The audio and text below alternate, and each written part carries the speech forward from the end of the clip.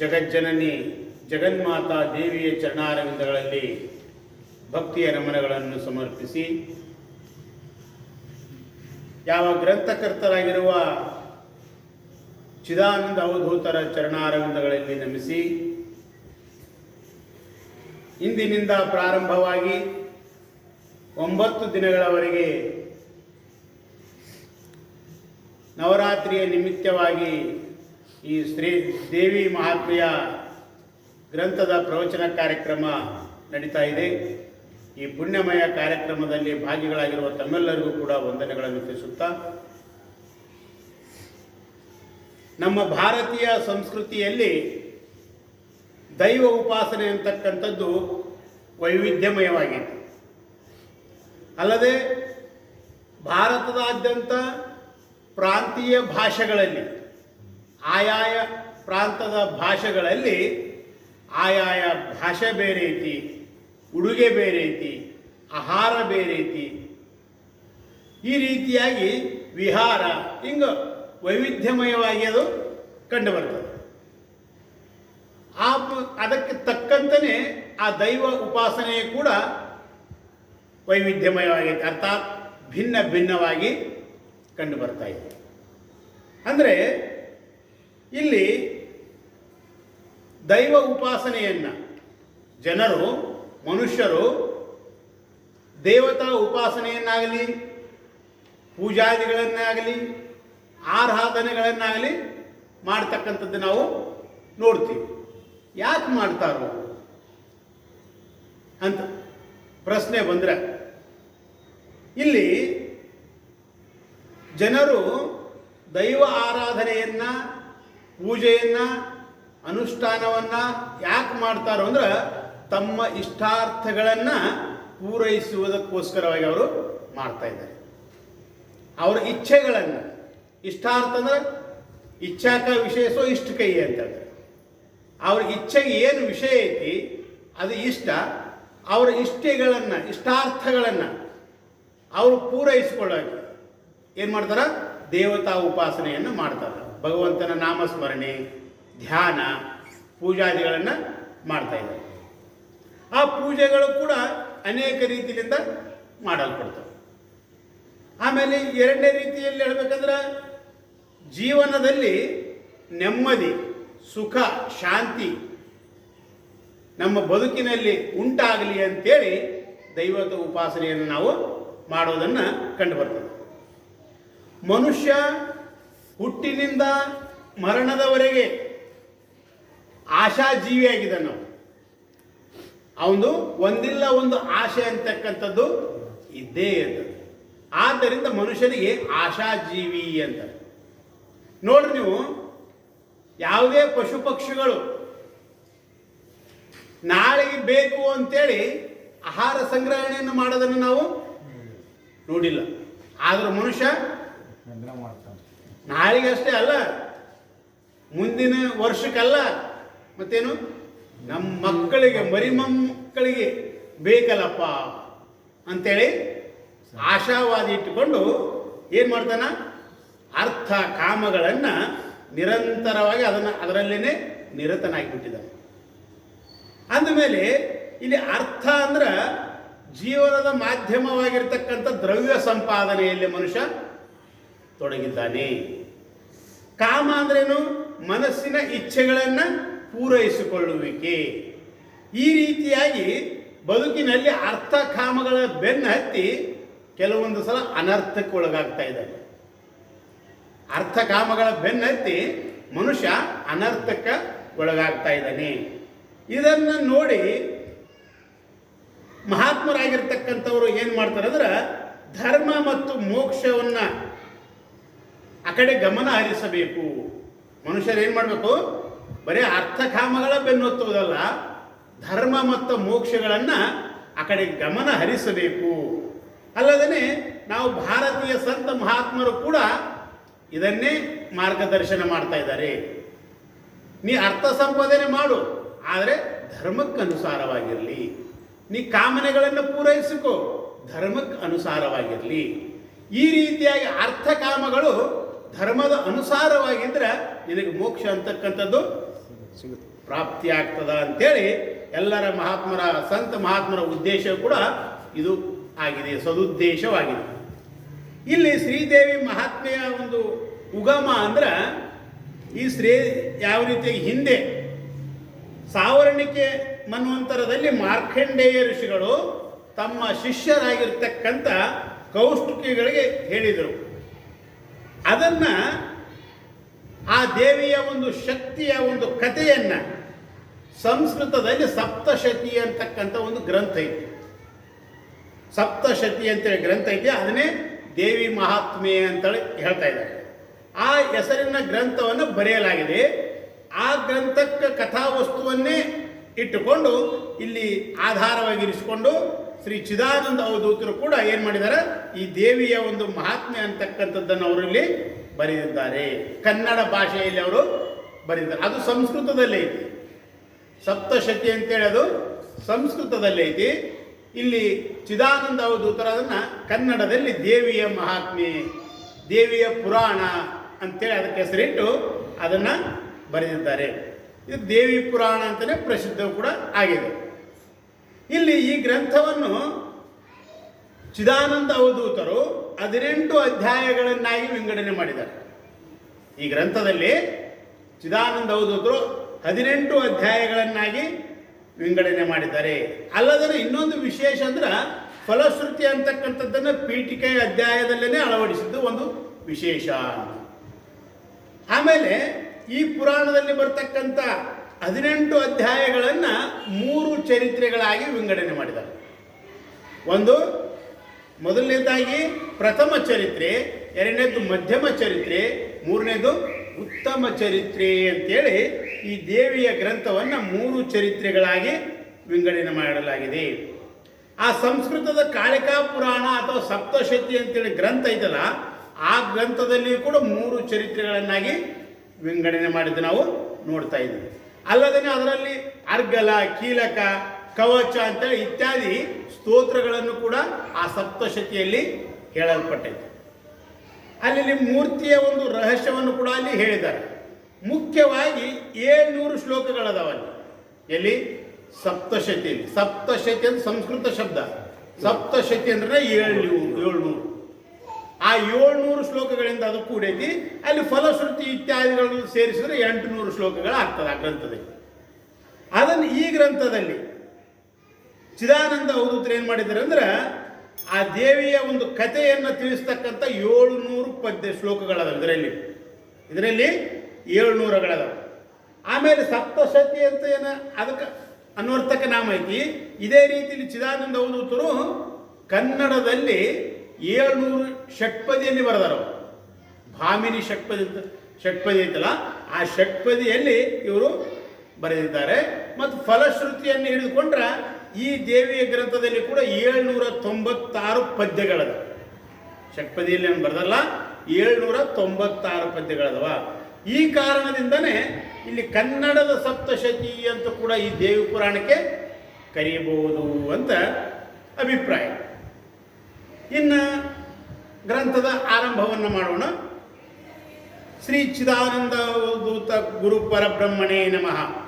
ಅಥ ಪೀಠಿಕಾಧ್ಯಾಯ. ಪರಮ ಪರತರ ಪರಮ ಮಂಗಳ ಪರಮ ಪೂರ್ಣ ಜ್ಯೋತಿ ಪರಮ ಪರಮ ಚೈತನ್ಯಾತ್ಮ ಪರಮಾಕಾಶ ಪರಮೇಶ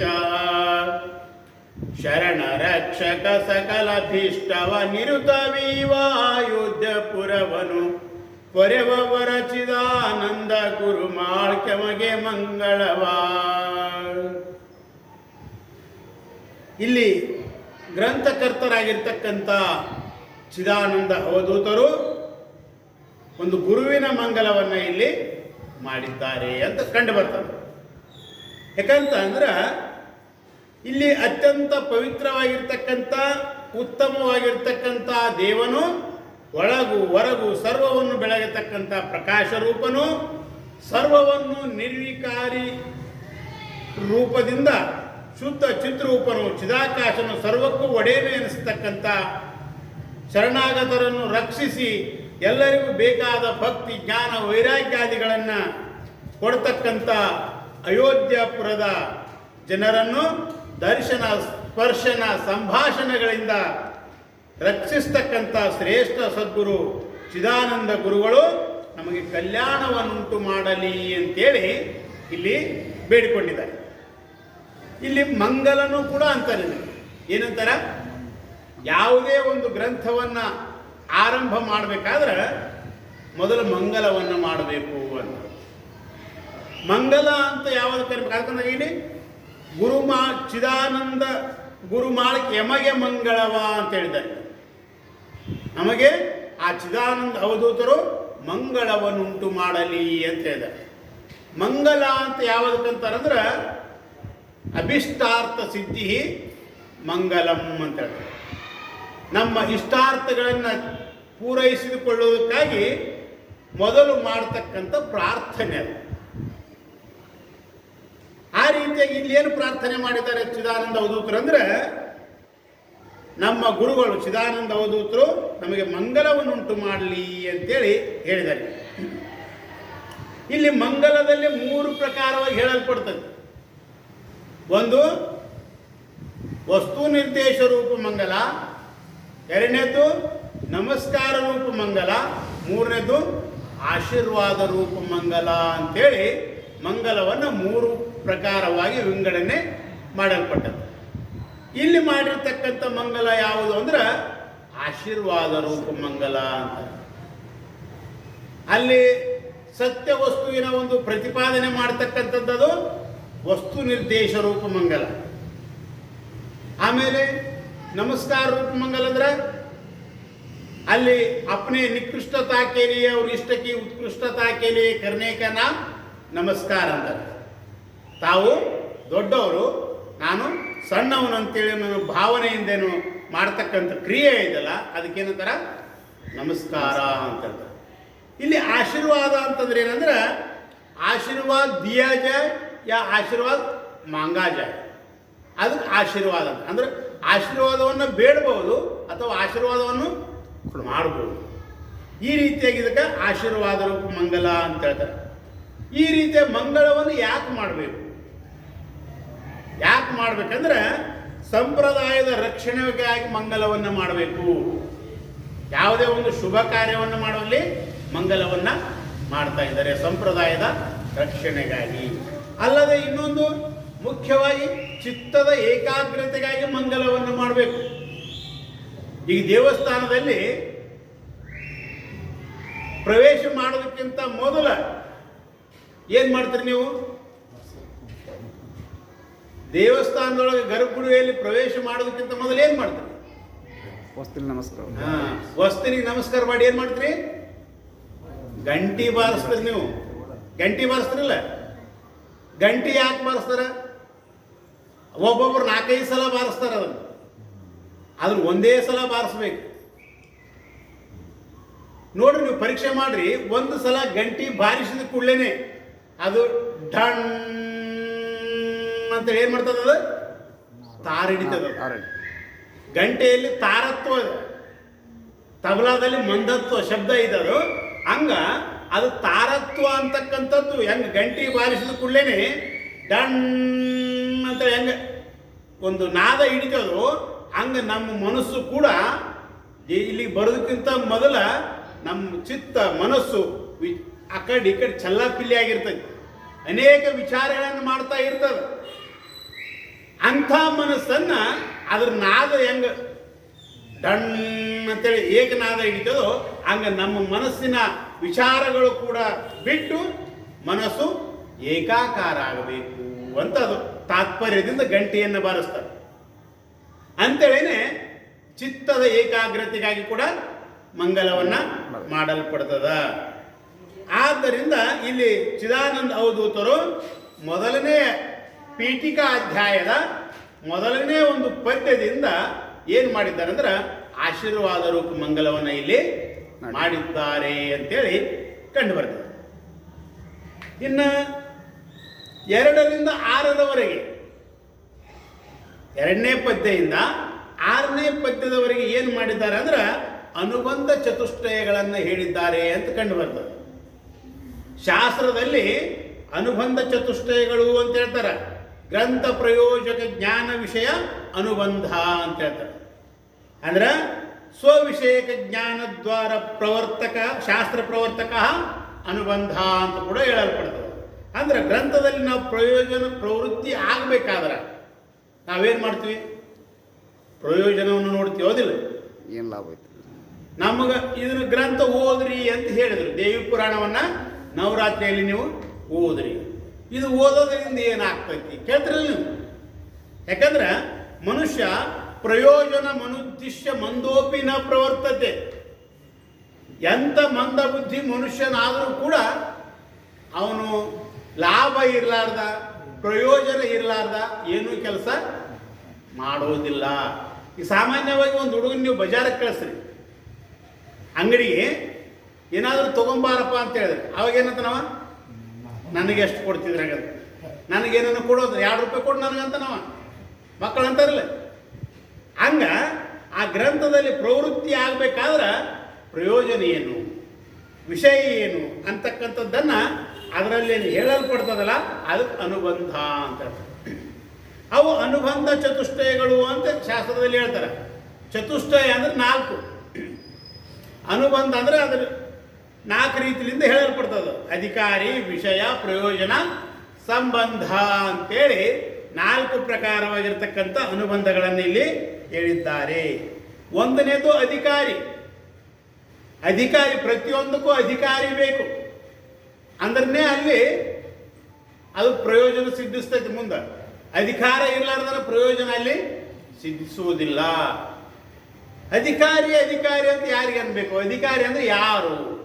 ಅದನ್ನ ಲಕ್ಷಣ ಏನು ಅಂತ ಕೇಳಿದ್ರೆ, ಮಲ ವಿಕ್ಷೇಪ ಜಾಕೆ ನಹಿ ಕಿಂತು ಏಕ ಅಜ್ಞಾನ ವೈಚವ ಸಾಧನ ಸಹಿತ ನರ ಸೋ ಅಧಿಕೃತ ಮತಿಮಾನ್ ಅಂತ ಹೇಳ್ತಾರೆ.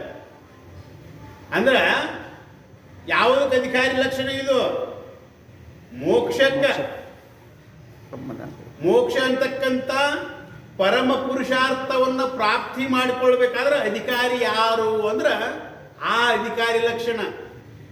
ಯಾಕೆ ಒಂದೊಂದು ಸ್ಥಾನಕ್ಕೆ ಒಂದೊಂದು ಇದಕ್ಕೆ ಅಧಿಕಾರಿಗಳು ಬೇರೆ ಬೇರೆ ಅದಾರ. ಈಗ ದವಾಖಾನಿಗೆ ಯಾರು ಅಧಿಕಾರಿಗಳಪ್ಪ? ಯಾರು ಬೇಕಾದಾರ? ರೋಗಿ ಇಲ್ಲ.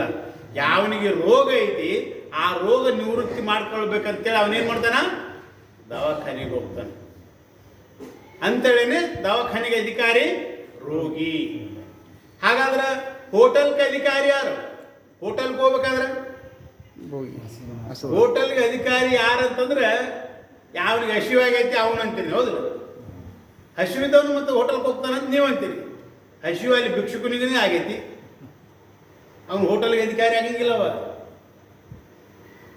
ಮತ್ತು ಕಿಶೆದಾಗ ರೊಕ್ಕ ಇರಬೇಕು ಅಂತೀರಿ ನೀವು. ಬರೀ ಕಿಶೆದಾಗ ರೊಕ್ಕ ಅದಾವ, ಅವನಿಗೆ ಹೊರಗಿಂದ ಏನು ತಿನ್ನೋ ಇಚ್ಛೆ ಇಲ್ಲ, ಮನೆಯಾಗಿಂದ ತಿನ್ನಬೇಕು, ಹೊರಗಿಂದ ಏನು ತಿನ್ನಬಾರ್ದಂತ, ಅವನು ಅಧಿಕಾರಿ ಅಲ್ಲ. ಹಾಗಾದ್ರೆ ಯಾರು ಅಧಿಕಾರಿ ಅಂದ್ರೆ ಕಿಶೆದಾಗ ರೊಕ್ಕ ಇರಬೇಕು, ಬಟ್ಟೆ ಹಸಿದಿರಬೇಕು, ಹೋಟೆಲ್ದಾಗ ಹೋಗಿ ಏನಾದರೂ ತಿನ್ಬೇಕಂತ ಇಚ್ಛೆ ಇರಬೇಕು, ಅವನು ಹೋಟೆಲ್ಗೆ ಅಧಿಕಾರಿ ಆಗ. ಹಂಗ ಇಲ್ಲಿ ಪರಮ ಪುರುಷಾರ್ಥವಾಗಿರ್ತಕ್ಕಂಥ ಮೋಕ್ಷವನ್ನು ನಾವು ಪಡೆದುಕೊಳ್ಳಬೇಕು, ಜನ್ಮ ಮರಣದಿಂದ ನಾನು ಬಿಡುಗಡೆ ಆಗಬೇಕು ಅಂತಕ್ಕಂಥ ಇಚ್ಛೆ ಇದ್ದಂಥವನು ಏನು ಮಾಡ್ಬೇಕಂದ್ರೆ ಮಲ ವಿಕ್ಷೇಪ ಜಾಕೇನೆ, ಮಲದೋಷ ವಿಕ್ಷೇಪ ದೋಷಗಳನ್ನು ಕಳೆದುಕೊಂಡಿರಬೇಕು. ಸಾಧನ ಚತುಷ್ಟಯಗಳಂದ್ರೆ ವಿವೇಕ, ವೈರಾಗ್ಯ, ಸಮಾಧಿ, ಷಟ್ ಸಂಪತ್ತಿ, ಮುಮುಕ್ಷತ ಅಂತಕ್ಕಂಥ 4 ಸಾಧನೆಗಳಿಂದ ಕೂಡಿರಬೇಕು. ಮಲ ವಿಕ್ಷೇಪ ಜಾಕೇನಹಿ ಕಿಂತು ಏಕ ಅಜ್ಞಾನ, ಅಜ್ಞಾನ ಮಾತ್ರದ ಆವರಣ ಅಂತಕ್ಕಂಥದ್ದು ಉಳಿದಿರಬೇಕು. ಅಂದ್ರೆ ಅಂತಃಕರಣದಲ್ಲಿ 3 ದೋಷಗಳಿರ್ತಾವೆ. ಹೆಂಗ? ಈಗ ಸ್ಥೂಲ ಶರೀರ ಐತಿ, ಕಣ್ಣಿಗೆ ಕಾಣ್ತದಲ್ಲ, ಇದು ಸ್ಥೂಲ ಶರೀರ. ಇದರಲ್ಲಿ 3 ದೋಷಗಳದಾವು. ಆ 3 ದೋಷಗಳು ಸಮಾನವಾಗಿದ್ರೆ ಇವನಿಗೆ ಆರೋಗ್ಯವಾಗಿರ್ತದೆ. ವಾತ, ಪಿತ್ತ, ಕಫ ಅಂತೇಳಿ ಈ ಸ್ಥೂಲ ಶರೀರದಲ್ಲಿ 3 ದೋಷಗಳಿರ್ತವೆ. ಆ 3 ದೋಷಗಳು ಸಮಾನ ರೀತಿಯಲ್ಲಿ ಇರಬೇಕವು, ಅಂದ್ರೆ ಆರೋಗ್ಯ. ಇಲ್ಲಾಂದ್ರೆ ಯಾವುದಾದ್ರೂ ಒಂದು ಹೆಚ್ಚಾಯ್ತಂದ್ರೆ ಅನಾರೋಗ್ಯ. ಈಗ ವಾತ ಹೆಚ್ಚಾಯಿತು ಅಂದ್ರೆ ಮೊಣಕಾಲು ಹಿಡಿತಾವು, ಸೊಂಟ ಹಿಡಿತೈತಿ, ಹಿಂಗೆಲ್ಲ ನೋವು ಚಾಲುವಾಗಿ ಬರಂಗಿಲ್ಲ, ಕುಂತ್ರೆ ಎದ್ದೇಳಕ್ಕೆ ಬರಲ್ಲ, ಹಿಂಗೆ ವಾತದಿಂದ ಆಗ್ತದೆ. ಪಿತ್ತ ಹೆಚ್ಚಾಯ್ತಂದ್ರೆ ಕೆಮ್ಮು ಬರ್ತೈತಿ. ಆಮೇಲೆ ಕಫ ಹೆಚ್ಚಾಯ್ತಂದ್ರೆ ಇದು ಪಿತ್ತ ಹೆಚ್ಚಾಯ್ತಂದ್ರೆ ಎದೆ ಉರಿತೈತಿ, ಕಫ ಹೆಚ್ಚಾಯ್ತಂದ್ರೆ ಕೆಮ್ಮು ಬರ್ತೈತಿ. ಹಿಂಗ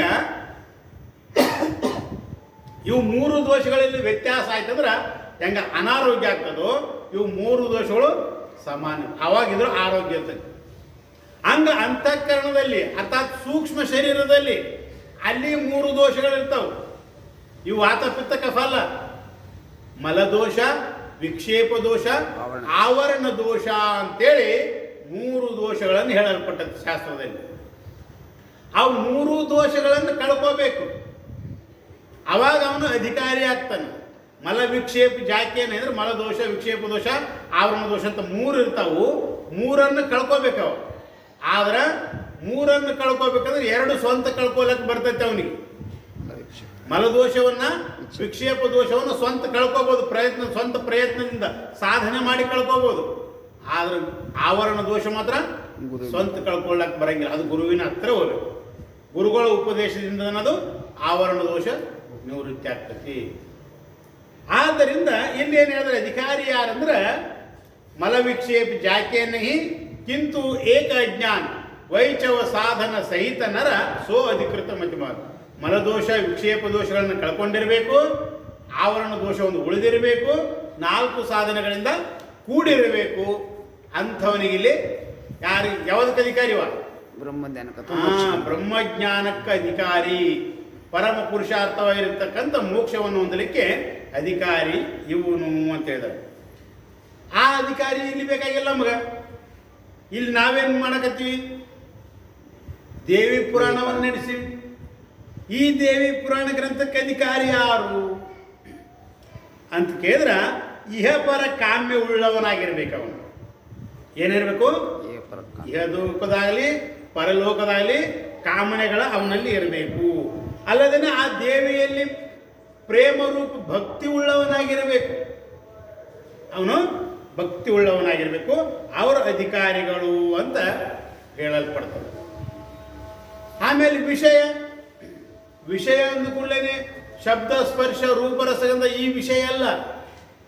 ವಿಷಯ ಅಂದ್ರೆ ವೇದಾಂತಕ್ಕ ವಿಷಯ ಏನಂದ್ರೆ ಜೀವ ಬ್ರಹ್ಮರ ಏಕತೆ ಅಂತಕ್ಕಂಥದ್ದು ವೇದಾಂತಕ್ಕ ವಿಷಯ ಐತಿ.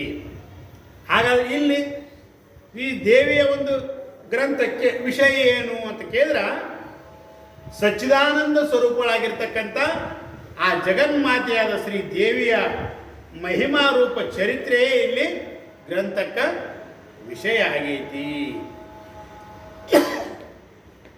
ಪ್ರಯೋಜನ ಏನಂತ ಕೇಳಿದ್ರೆ ಅತ್ಯಂತ ದುಃಖ ನಿವೃತ್ತಿ ಪರಮಾನಂದ ಪ್ರಾಪ್ತಿ ರೂಪ ಮೋಕ್ಷವೇ ಇದು ಪರಮ ಪ್ರಯೋಜನ. ಆ ಫಲಾಪೇಕ್ಷೆಗಳು ಅವನು ಪ್ರಯೋಜನ ಅದಾವು. ದೇವಿಯ ಒಂದು ಸಕಾಮದಿಂದ ನೀವು ಪೂಜೆ ಮಾಡಿದ್ರಂದ್ರೆ ಅಲ್ಲಿ ಪ್ರಯೋಜನ ಇಷ್ಟಾರ್ಥಗಳ ಸಿದ್ಧಿ ಅದಾವು. ಆದ್ರೆ ಪರಮ ಪ್ರಯೋಜನ ಯಾವುದಂದ್ರೆ ಮೋಕ್ಷ. ಈ ರೀತಿಯಾಗಿ ಅದನ್ನು ಚಿದಾನಂದ ಅವಧೂತರಲ್ಲಿ ಹೇಳ್ತಾ ಇದ್ದಾರೆ. 6ನೇ ಇದರ ಕೊನೆಗೆ ಮೋಕ್ಷ ಕಾಮ್ಯವದಾವುದಿಹುದ ಅಪೇಕ್ಷಿಸಿದಡದು ಸಿದ್ಧಿ ಯಾವುದು ಈಕ್ಷಿಸಿಯೇ ಮನದಲ್ಲಿ ದೇವಿಯ ಮಹಿಮೆ ಸ್ಮರಿಸಿದೊಡೆ. ತಕ್ಷಕವು ವೃಶ್ಚಿಕವು ಭೂತವು ರಾಕ್ಷಸರು ಋಷ ವ್ಯಾಘ್ರ ಮೊದಲ ವಾಕ್ಷಣದಿ ಭಯ ಹರಿಹುದಯ ಶ್ರೀದೇವಿ ಚರಿತೆ ಇದು. ಆ ದೇವಿ ಚರಿತ್ರೆಯ ಪ್ರಯೋಜನ ಏನು ಅಂತಕ್ಕಂಥದ್ದನ್ನು ಇಲ್ಲಿ ಹೇಳಿದ್ದಾರೆ. ಈ ದೇವಿಯ ಮಹಿಮೆಯನ್ನು ಮನಸ್ಸಿನಿಂದ ನೋಡಿ ಸ್ಮರಣೆ ಮಾಡಿದರೆ ಕ್ಷೇಮ, ಆಯು, ಆರೋಗ್ಯ ಎಲ್ಲವೂ ಕೂಡ ಅಭಿವೃದ್ಧಿ ಇವೆಲ್ಲ ಪ್ರಾಪ್ತಿ ಆಗ್ತವೆ. ಯಾರಿಗೆ? ಸಕಾಮದಿಂದ ಮಾಡಿದರೆ. ಅಲ್ಲದೆ ತಾಪತ್ರಯಾದಿ ದುಃಖಗಳು ನಿವೃತ್ತಿ ಆಗ್ತಾವೆ. ತಾಪತ್ರಯ ಅಂದ್ರೆ ಆಧ್ಯಾತ್ಮಿಕ, ಆದಿ ದೈವಿಕ, ಆದಿ ಭೌತಿಕ ಅಂತೇಳಿ ಇವು ತಾಪತ್ರಯಗಳು ಅಂತಾರೆ. ಈ ದುಃಖಗಳು ಕೂಡ ಅವನಿಗೆ ನಿವೃತ್ತಿ ಆಗ್ತವೆ. ಅದರಿಂದ ಇಲ್ಲಿ ಹೇಳಿದ್ರೆ ತಕ್ಷಕವು ವೃಶ್ಚಿಕವು ಭೂತವು ಅಂದರೆ. ತಕ್ಷಕ ಅಂದ್ರೆ ಕಳ್ಳ, ಸರ್ಪ. ತಕ್ಷಕ ಅಂತಕ್ಕಂಥದ್ದು ಸರ್ಪ. ವೃಶ್ಚಿಕ ಅಂದ್ರೆ ಚೇಳು, ಭೂತ ಇವೆಲ್ಲ ಏನದಾವಲ್ಲ ಇವು ಅರ್ಥಾತ್ ಇಲ್ಲಿ ತ್ರಿತಾಪಗಳ ಅಂತಕ್ಕಂಥದ್ದನ್ನು ಇಲ್ಲಿ ಹೇಳಿದ್ದಾರೆ. ಅವು ಮೂರು ತಾಪಗಳು ಕೂಡ ನಿವೃತ್ತಿ ಆಗ್ತಾವು ಅಂತೇಳಿ ಇಲ್ಲಿ ಪ್ರತಿಪಾದನೆ. ಇನ್ನು ಸಂಬಂಧ ಆಯ್ತು.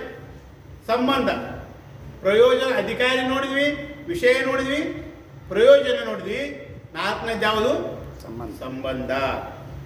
ಇಲ್ಲಿ ಗ್ರಂಥಕ್ಕೂ ವಿಷಯಕ್ಕೂ ಪ್ರತಿಪಾದ್ಯ ಪ್ರತಿಪಾದನಕ ಅಂತಕ್ಕಂಥ ಸಂಬಂಧ ಇದೆ. ಪ್ರತಿಪಾದ್ಯ ಪ್ರತಿಪಾದಕ ಸಂಬಂಧ ಅಂತಕ್ಕಂಥದ್ದು ಹೇಳಲ್ಪಡ್ತದ. ಇನ್ನು 7ನೇ ಪದ್ಯದಿಂದ ಹಿಡ್ಕೊಂಡು 14ನೇ ಪದ್ಯದವರೆಗೆ ಏನು ಹೇಳ್ತಾರೆ ಅಂದ್ರೆ ಆ ದೇವಿ ಗ್ರಂಥದ ಮಹಿಮೆಯನ್ನು ಹೇಳ್ತಾರೆ. ಈಗ ಇದನ್ನು ಓದ್ರಪ್ಪ ಅಂದ್ರೆ ಸುಮ್ಮ ಹಂಗ ಓದಂಗಿಲ್ಲ. ಈಗ ಒಂದು ಯಾವುದೇ ಒಂದು ವಸ್ತು ಇರ್ತದ, ಆ ವಸ್ತುವಿನ ಬಗ್ಗೆ ನಿಮಗೆ ತಿಳುವಳಿಕೆ ಹೇಳಿದ್ರೆ, ಅದರ ಬಗ್ಗೆ ಮಾಹಿತಿ ಕೊಟ್ರೆ ಆವಾಗ ನಿಮ್ಗೆ ಇಚ್ಛೆ ಆಗ್ತದೆ ಇದನ್ನ ಕೊಂಡ್ಕೊಳ್ಬೇಕು ಅಂತ. ಹೌದಿಲ್ಲ? ಈ ಟಿ ವಿಯಾಗ ಅಡ್ವರ್ಟೈಸ್ ಬರ್ತಾರಲ್ಲ, ಅಡ್ವರ್ಟೈಸ್ ಕೊಡ್ತಾರೆ. ಯಾಕೆ ಕೊಡ್ತಾರೆ ಅವರು? ಇದರ ಮಾಹಿತಿ ತಿಳ್ಕೊಲಿ ಎಲ್ಲರೂ, ಆವಾಗ ಇದನ್ನು ತಗೋಬೇಕಂತ ಇಚ್ಛೆ ಆಗ್ತದೆ ಅಂತೇಳಿ ಅಡ್ವರ್ಟೈಸ್ ಮಾಡ್ತಾರೆ. ಹೌದಿಲ್ಲ? ಅಡ್ವರ್ಟೈಸ್ ಭಾರಿ ಭಾರಿ ಬರ್ತಿರ್ತಾವೆ, ಟಿ ವಿಯಾಗ ನೋಡ್ಬೇಕು. ಹಿಂಗ ಒಂದು ಅಡ್ವರ್ಟೈಸ್ ಟಿ ವಿ ನೋಡಕತ್ತಿತ್ತು ಮುದುಕಿ ಟಿ ವಿ ನೋಡ್ಕೊಂತ ಕುಂತಿದ್ಲು ಮನ್ಯಾಗ. ಅವು ಬರ್ತಾವಲ್ಲ, ಏನು ಆ ಶಾಂಪು ಈ ಶಾಂಪು ಹಚ್ಚಿದ್ರೆ ಕೂದಲು ಭಾಳಷ್ಟು ಘನವಾಗಿ ಗಟ್ಟಿಯಾಗಿ ಆಗ್ತಾವ ಅಂತೇಳಿ ಅಡ್ವರ್ಟೈಸ್ ಬಂದಿತ್ತು. ಮುದುಕಿ ನೋಡಿದಳು, ಮೊದಲು ಕೂದಲು ಉದುರಾಕತ್ತಿದ್ದು ಮುದುಕಿಗೆ. ಆ ಶಾಂಪು ತಂದು ನಾನು ಹಂಗೆ ಆಗ್ಬೇಕಂತ ಇಚ್ಛೆ ಆಯ್ತು ಮುದುಕಿ. ಅದ್ರಾಗ ಅಡ್ವರ್ಟೈಸ್ ಏನು ತೋರಿಸ್ತಿದ್ರು ಅಂದ್ರೆ ಕೂದಲಕ್ಕೆ ಲಾರಿ ಕಟ್ಟಿ ಜಗ್ತಿದ್ರು. ತೋರಿಸ್ತಾರಲ್ಲ ಅಡ್ವರ್ಟೈಸ್, ಟಿವಿಯಾಗ ತೋರಿಸ್ತಾರೆ. ಹಂಗೆ ಮುದುಕಿ ನೋಡಿದ್ರು ಇಷ್ಟು ಗಟ್ಟಿ ಆಗ್ತಾವ ಅಂತೇಳಿ ಹೋಗಿ ರೊಕ್ಕ ಕೊಟ್ಟು ಶಾಂಪು ತಂದು 1 ವಾರ ಗಟ್ಟಲೆ ಹಚ್ಕೊಂಡ್ಲು. ಹಿಂದಾಗಡಿ ತಾನು ಟ್ರೈ ಮಾಡ್ಬೇಕನ್ಲಕ್ಕೆ. ಅವರು ಲಾರಿ ಜಗ್ತಾರ, ನಾನು ಸ್ವಲ್ಪ ಟ್ರೈ ಮಾಡಿ ನೋಡಿ ನನ್ನ ಕೂದಲ ಗಟ್ಟಿಯಾಗ್ಯಾವ ಇಲ್ಲ ಅಂತೇಳಿ ಮನ್ಯಾಗ ಒಂದು ಕಂಬಕ್ಕೆ ಕೂದಲಿಗೆ ಹಗ್ಗ ಕಟ್ಟಿ ಕಂಬಕ್ಕೆ ಕಟ್ಟಿ ಮುದುಕಿ ಹಿಂಗೆ ಜೋರು ಜಟ್ಕ ಹೊಡೆದು ಏನಾಯ್ತು, ತಲೆ ಟಬರ್ನೆ ಕಿತ್ಕೊಂಡ್ ಬಂದಿತ್ತು. ಅಂದ್ರೆ ಹೇಳೋ ತಾತ್ಪರ್ಯ ಏನಂದ್ರೆ ಆ ವಸ್ತುವಿನ ಬಗ್ಗೆ ಮಾಹಿತಿ ಕೊಟ್ರ, ಅದರ ಮಹಿಮೆಯನ್ನು ಹೇಳಿದ್ರೆ ಜನ ಅದರಲ್ಲಿ ಪ್ರವೃತ್ತಿ ಆಗ್ತಾರೆ. ಹೌದಿಲ್ಲ? ಹಂಗ ಇಲ್ಲಿ 7ನೇ ಪದ್ಯದಿಂದ 14ನೇ ಪದ್ಯದವರೆಗೆ ಈ ದೇವಿ ಗ್ರಂಥದ ಮಹಿಮೆಯನ್ನು ಹೇಳ್ತಾ ಇದ್ದಾರೆ. ನಡೆಯುತ್ತಲೇ ಈ ಚರಿತೆ ಸ್ಮರಿಸಲಿ, ನುಡಿಯುತ್ತಲೇ ಈ ಚರಿತೆ ಸ್ಮರಿಸಲಿ, ಕೊಡುವ ಕೊಂಬಾಗಲೆಯು ಈ ಚರಿತೆಯನ್ನು ಸ್ಮರಿಸಿದೊಡೆ. ಬಿಡಳವನಿಗೆ ದೇವಿಯವನಿಗೆ ಕೊಡುವಳೈ ಬೇಡಿದ್ದ ಪದಗಳ ನೆಡಬಿಡದೆ ದಯ ಸಾಗರಲ್ಲವೇ ದೇವಿ ಭಕ್ತರಿಗೆ. ಚಿಂತೆಗೆಯು ಚಿಂತಾಮಣಿಗೆಯುದು, ಅಂತು ಕಾಮ್ಯಕ್ಕೆ ಕಾಮಧೇನಿದು, ಅಂತು ಕಲ್ಪನೆಗಳಿಗೆ ಕಲ್ಪ ದ್ರುಮವು ತಾನೇದು. ಸಂತತವು ಸುಖ ಭಾಗ್ಯ ಭೋಗವು ಇಂತು ಮೆರೆವವು ದೇವಿ ಕರುಣದಿ, ಎಂತು ಪೇಳಿವೆ ದೇವಿ ಚರಿತೆಯ ಗ್ರಂಥ ಮಹಿಮೆಯನು. ಇಲ್ಲಿ ಗ್ರಂಥದ ಮಹಿಮೆಯನ್ನು ವರ್ಣಿಸಲಿಕ್ಕೆ ಹತ್ತಿದ್ದಾರೆ ಅವರು. ಇಲ್ಲಿ ನೀನು ಕೆಲವೊಬ್ಬರಿಗೆ ಏನಿರ್ತದಂದ್ರೆ ಇದನ್ನು ಭಾಳ ಕೆಲವೊಬ್ರು ಮನಸ್ಸಿನಲ್ಲಿ ಇರ್ತದ, ದೇವಿ ಪುರಾಣ ಅಂದ್ರೆ ಭಾಳ ಕೆಟ್ಟಪ್ಪ ಓದಬಾರ್ದು ಅಂದ ನಂತರ ಹಳ್ಳ್ಯಾಗ ಅಂತಿರ್ತಾರೆ, ದೇವಿ ಪುರಾಣ ಓದಬಾರ್ದು ಮತ್ತು ಜ್ಞಾನ ಸಿಂಧು ಓದಬಾರ್ದು ಅಂತೇಳಿ ಹಿಂಗೆ ಕೆಲವೊಬ್ರಿಗೆ ಇರ್ತದೆ. ಅದಕ್ಕಂದಾಗ ಇರ್ತದೆ. ಹಂಗೇನಿಲ್ಲ. ಮತ್ತು ಭಾಳ ನಿಯಮ ನಿಷ್ಠ ಅದಾವಪ್ಪ ಅದರಲ್ಲಿ ಅಂತಾರೆ. ಹಂಗೇನಿಲ್ಲ. ಅವ್ರು ಹೇಳ್ತಾರೆ, ನಡೆಯುತ್ತಲೇ ಈ ಚರಿತೆ ಸ್ಮರಿಸಲಿ, ನುಡಿಯುತ್ತಲೇ ಈ ಚರಿತೆ ಸ್ಮರಿಸಲಿ, ಕೊಡುವ ಕೊಂಬಾಗಲೆಯೂ ಈ ಚರಿತ್ರೆಯನ್ನು ಸ್ಮರಿಸಿದೊಡೆ ಅಂತ. ನೀನು ನಡೀತಾ ಇರ್ತೀಯ, ಆ ದೇವಿಯ ಸ್ಮರಣೆಯನ್ನು ಮಾಡು. ಕೊಡುವ ಕೊಂಬಾಗ ಕೂಡ ದೇವಿಯ ಸ್ಮರಣೆಯನ್ನು ಮಾಡ. ನಾಮಸ್ಮರಣೆ ಮಾಡಲಿಕ್ಕೆ ಯಾವ ನಿಯಮಗಳು ಇಲ್ಲ. ಆ ದೇವಿಯ ಸ್ಮರಣೆ ಅಂದ್ರೆ ನಾಮಸ್ಮರಣೆ ಮಾಡಲಿಕ್ಕೆ ಯಾವ ನಿಯಮಗಳೂ ಇಲ್ಲ. ಮಂತ್ರ ಜಪ ಮಾಡಬೇಕಾದ್ರೆ ನಿಯಮಗಳದ. ಕೆಲವೊಂದು ಮಂತ್ರಗಳನ್ನು ಜಪ ಮಾಡಬೇಕಾದ್ರೆ ಅದು ಕೆಲ ನಿಯಮಗಳದ. ನಾಮಸ್ಮರಣೆ ಏನೈತಲ್ಲ ಅದು ಯಾವ ನಿಯಮ ಇಲ್ಲ, ಬೇಕಾದಾಗ ಇದು ಮಾಡ್ಬೋದು. ಆ ನಾಮಸ್ಮರಣೆ ಅಂತಕ್ಕಂಥದ್ದು ನೀ ಪವಿತ್ರದಿಂದ ಮಾಡು, ಅಪವಿತ್ರದಿಂದ ಮಾಡು, ಯಾವ ರೀತಿಲಿ ಆದರೂ ನೀನು ಮಾಡ್ಬೋದು. ನಾಮಸ್ಮರಣೆ ಮಲ್ಕೊಂಡು ಮಾಡು, ಕುಂತು ಮಾಡು, ತಿರುಗಾಡ್ತಾ ಮಾಡು. ನಾಮಸ್ಮರಣೆ ನಿನಗೆ ಶಕ್ತಿಯನ್ನು ಕೊಟ್ಟೇ ಕೊಡ್ತದ. ನಿನ್ನ ಪಾಪವನ್ನು ಅದು ನಾಶ ಮಾಡ್ತಾ ಇದೆ ಅಂತೇಳಿ ನೀ ಯಾವಾಗ ಬೇಕಾದರೂ ಕೂಡ ದೇವಿಯ ಸ್ಮರಣೆಯನ್ನು ನೀನು ಮಾಡ್ತಾ ಇರು ಅಂತ ಹೇಳಿದರು. ಆಮೇಲೆ ಚಿಂತೆಗೆಯು ಚಿಂತಾಮಣಿ ಇದು. ಆ ನಿನಗೆ ಚಿಂತೆ ಅರ್ಥಾರ್ಥ ಇಲ್ಲಿ ನಿನ್ನ ಇಷ್ಟಾರ್ಥಗಳು ಏನದವೋ ಅವನು ನೀವು ಪ್ರಾಪ್ತಿ ಮಾಡ್ಕೊಳ್ಬೇಕಾದ್ರೆ ಚಿಂತಾಮಣಿ, ಕಾಮಧೇನು, ಕಲ್ಪವೃಕ್ಷ ಅಂತೇಳಿ ಕೆಲವೊಂದು ವಸ್ತುಗಳನ್ನು ಹೇಳಲ್ಪಟ್ಟೈತಿ. ಚಿಂತಾಮಣಿ ಅಂತಕ್ಕಂಥದ್ದು ಒಂದು ಮಣಿ ಅದು. ಆ ಮಣಿ ಮುಂದೆ ಕುಂತು ನೀನು ಏನು ಚಿಂತನೆ ಮಾಡ್ತೀವೋ ಅದು ನಿನಗೆ ಪ್ರಾಪ್ತಿ ಆಗ್ತದ. ಕಾಮಧೇನು ಅಂತ ದೇವಲೋಕದ ಗೋ, ಅದು ಆಕಳು. ಅದರ ಮುಂದೆ ನೀನು ಏನೇನು ಕಾಮನೆ ಮಾಡ್ತಾ ಇದೆಲ್ಲ ಕಾಮನೆಗಳನ್ನದು ಕೊಡ್ತದ. ಕಲ್ಪವೃಕ್ಷ ಅಂದ್ರೆ ಅದು ದೇವಲೋಕದ ವೃಕ್ಷ. ಅದ್ರ ಕೆಳಗೆ ಕುಂತು ನೀ ಏನೇನು ಕಲ್ಪನೆ ಮಾಡ್ತಾ ಅದೆಲ್ಲ ನಿನಗೆ ಪ್ರಾಪ್ತಿ ಆಗ್ತದ, ಸಿಗ್ತದ. ಹಿಂಗ ಒಂದ್ಸಲ ಏನಾಗಿತ್ತಂದ್ರೆ ಒಬ್ಬ ಮನುಷ್ಯ, ಅವಾಗಿನ ಕಾಲದ ಮಾತಿದು, ಈಗ ನಂಗೆ ವಾಹನ ಸೌಕರ್ಯ ಇರಲಿಲ್ಲ. ಒಂದು ಊರಿನಿಂದ ಮತ್ತೊಂದು ಊರಿಗೆ ಹೋಗ್ಬೇಕಾದ್ರೆ ಕಾಲ್ನಡಿಗೆಯಲ್ಲಿಂದ ಹೋಗ್ತಿದ್ರು ಅವರು. ಹೋಗುವಾಗ ಅವನಿಗೆ ಬೇಸಿಗೆ ಬಿಸಿಲು, ತಾಪ, ನಡೆದು ಆಯಾಸ ಆಗಿತ್ತು. ಹಾದಿಯಲ್ಲಿ ಒಂದು ದೊಡ್ಡ ಗಿಡ ನೆರಳಿತ್ತು. ಒಂದು ಸ್ವಲ್ಪ ವಿಶ್ರಾಂತಿ ಮಾಡಿ ಹೋಗೋಣ, ಭಾಳ ಬಿಸಿಲೈತೆ ಅಂತೇಳಿ ಹೋಗಿ ಕುಳಿತುಕೊಂಡ. ಅವನಂದ ಬಾಯಾರಿಕೆ ಆಗಿತ್ತು, ನೀರು ಬೇಕಾಗಿತ್ತು ಅಂದ. ಆ ಕಡೆ ಈ ಕಡೆ ನೋಡಿದ್ರಾಗಲ್ಲಿ ನೀರು ಸಿಕ್ಕು. ಒಂದು ಚರಿಗೆ ನೀರು ಕುಡ್ದ, ತಂಪಿದ್ದು ನೀರು ಕುಡ್ದ. ಆಮೇಲೆ ಅಂದ ನೀರಿಗಂತೂ ಆಯಿತು, ಊಟದ ಟೈಮಿನ ಆಗಿತ್ತು, ಹಸಿವು ಆಗಿತ್ತು, ಸ್ವಲ್ಪ ಊಟ ಆಗಿದ್ರೆ ಬರೋಬರ ಆಗ್ತಿತ್ತಲ್ಲ ಅಂದ. ಹಿಂಗೆ ನೋಡ್ಲಿಕ್ಕೆ ಅಲ್ಲಿ ಊಟನೂ ಸಿಕ್ತು. ಆಮೇಲೆ ಇನ್ನೇನು ನೀರಾಯಿತು, ಊಟ ಆಯಿತು, ಇನ್ನು ಮಲ್ಕೊಳಕ್ಕೆ ಪಲಂಗ ಗಾದಿ ಹಾಕಿದ್ರೆ ಭಾರಿ ನಿದ್ದೆ ಆಗ್ತಿತ್ತು ಅಂದ. ಹಂಗೆ ನೋಡ್ಲಿಕ್ಕೆ ಅಲ್ಲಿ ಪಲಂಗ ಗಾದಿನೂ ರೆಡಿ ಆಯಿತು. ಮಲ್ಕೊಳ್ಬೇಕಲ್ಲ, ಸುಮ್ಮ ಒಬ್ಬ ಮಲ್ಕೊಲಿಲ್ಲ, ಜೋಡಿ ಆಗಿದ್ರೆ ಪಾಡುತ್ತಲ್ಲ ಅಂದ. ಒಬ್ಬ ಸುಂದರ ಸ್ತ್ರೀ ಬಂದ್ಲ. ಇಷ್ಟೆಲ್ಲ ಏನಂತೀನಿ ಅದೆಲ್ಲ ಆಗ್ಲಕ್ಕತ್ತು. ಈ ಹೆಣ್ಮಗಳದಳು ಏನು ರಾಕ್ಷಸ ಆಯಿತು ಅಂತಂದ. ರಾಕ್ಷಸನಾಕಾರ ಆಯಿತು. ಕೊನೆಗೆ ಅಪ್ಪ ರಾಕ್ಷಸನೇ ನಾನು ನುಂಗ್ತೇನಂದ, ನುಂಗೇ ಬಿಟ್ಟದು. ಕಾರಣ ಏನು? ಅವನು ಯಾವ ಮರದ ಕೆಳಗೆ ಅವನು ಕುಂತಿದ್ನೋ ಅದು ಕಲ್ಪವೃಕ್ಷ ಇತ್ತು. ಅವನಿಗೆ ಗೊತ್ತಿಲ್ಲ ಅದು. ಅವನು ಏನೇನು ಕಲ್ಪನೆ ಮಾಡ್ತಾನೆ ಅವೆಲ್ಲ ಪ್ರಾಪ್ತಿ ಆಗ್ತದೆ. ಹೆಂಗೋ ಹಂಗ ಈ ದೇವಿ ಚರಿತ್ರೆ ಕೂಡ ಏನಿದೆ ಅಂದ್ರೆ ಚಿಂತೆಗೆಯು ಚಿಂತಾಮಣಿ ಇದು, ಅಂತು ಕಾಮ್ಯಕ್ಕೆ ಕಾಮಧೇನು, ಇಂತು ಕಲ್ಪನೆಗಳಿಗೆ ಕಲ್ಪದ್ರುಮವು. ಹೆಂಗೆ ಚಿಂತಾಮಣಿ, ಕಾಮಧೇನು, ಕಲ್ಪವೃಕ್ಷಗಳು ಬೇಡಿದ ಇಷ್ಟಾರ್ಥಗಳನ್ನು ಪೂರೈಸ್ತವೋ ಹಂಗೆ ದೇವಿ ಚರಿತ್ರೆ ಅಂತಕ್ಕಂಥದ್ದು ಕೂಡ ನೀವು ಫಲಾಪೇಕ್ಷೆ ಇಟ್ಟುಕೊಂಡು ದೇವಿ ಚರಿತ್ರೆಯನ್ನು ಪಾರಾಯಣ, ಪೂಜಾ, ಧ್ಯಾನಾದಿಗಳನ್ನು ಮಾಡಿದೆ ಅಂದ್ರೆ ನಿನಗೆ ಇಷ್ಟಾರ್ಥಗಳು ಕೂಡ ಪ್ರಾಪ್ತಿಯಾಗ್ತವು. ಆಮೇಲೆ ಸುಖ ಸೌಭಾಗ್ಯಗಳು ಕೂಡ ನಿನಗೆ ಪ್ರಾಪ್ತಿ ಆಗ್ತವು. ಕೊನೆಗೆ ಹೇಳ್ತಾರವುದು, ಈ ಗ್ರಂಥ ಮಹಿಮೆಯನ್ನು ಎಷ್ಟಂತ ವರ್ಣಿಸ್ಲಪ್ಪ ನಾನು, ಇಷ್ಟೆಲ್ಲ ಕೊಡ್ತಕ್ಕಂಥದ್ದೈತಿ, ಇದನ್ನು ವರ್ಣಿಸ್ಲಿಕ್ಕೆ ಅಸಾಧ್ಯವಾಗೈತಿ ಅಂತೇಳಿ ಕೊನೆಗೆ ಆ ದೇವಿಯ ಕರುಣೆ ಅಂತಕ್ಕಂಥದ್ದು ನಿಮ್ಮ ಮೇಲೆ ಆಗ್ತಾ ಇದೆ. ಅಂತೂ ನೀವು ದೇವಿಯ ಚರಿತ್ರೆಯನ್ನು ಓದ್ರಿ, ಪಾರಾಯಣ ಮಾಡ್ರಿ ಅಂತಕ್ಕಂಥ ಮಾತನ್ನು ಇಲ್ಲಿ ಹೇಳ್ತಾ ಇದ್ದಾರೆ. ಯಾಕೆಂತಂದ್ರೆ ಗ್ರಂಥ ಮಹಿಮೆಯನ್ನು ವರ್ಣಿಸಲಿಕ್ಕೆ ಅಸಾಧ್ಯ. ಗೀತೆಯಲ್ಲಿ ಕೂಡ ಅಲ್ಲಿ ಹೇಳ್ತಾರೆ, ಗೀತಾಯ ಪುಸ್ತಕಂ ಯತ್ರ ಯತ್ರ ಪಾಠ ಪ್ರವರ್ತತೆ ತತ್ರ ಸರ್ವಾಣಿ ತೀರ್ಥಾನಿ ಪ್ರಯಾಗಾದೀನಿ ತತ್ರ ವೈ ಅಂತೇಳಿ ಗೀತೆಯ ಒಂದು ಮಹಾತ್ಮೆಯನ್ನು ಹೇಳ್ತಾರೆ. ಇಲ್ಲಿ ದೇವಿ ಪುರಾಣದ ಮಹಾತ್ಮೆ ಹೇಳಿದರು, ಭಗವದ್ಗೀತೆಯಲ್ಲಿ ಕೂಡ ಮಹಾತ್ಮೆ ಬಗ್ಗೆ ಹೇಳ್ತಾರೆ. ದೇವಿ ಮಹಾತ್ಮೆ ಇದು, ಗೀತಾ ಮಹಾತ್ಮೆ ಬಗ್ಗೆ. ಆ ಗೀತಾ ಗ್ರಂಥ ಎಲ್ಲಿ ಇರ್ತದೋ, ಎಲ್ಲಿ ಅದರ ಪಾಠ ಪ್ರವಚನಗಳು ಅದರ ಪಾರಾಯಣ ನಡೀತೈತೋ ಅಲ್ಲಿ ತತ್ರ ಸರ್ವಾಣಿ ತೀರ್ಥಾನಿ, ಗಂಗಾ, ಯಮುನಾ, ಈಗಿನ ತೀರ್ಥ ಕ್ಷೇತ್ರಗಳದವಲ್ಲ ಅಲ್ಲಿ ಎಲ್ಲ ತೀರ್ಥಗಳ ಫಲ ಅಲ್ಲಿ ಪ್ರಾಪ್ತಿ ಆಗ್ತದ ಅಂತ ಹೇಳ್ತಾರೆ.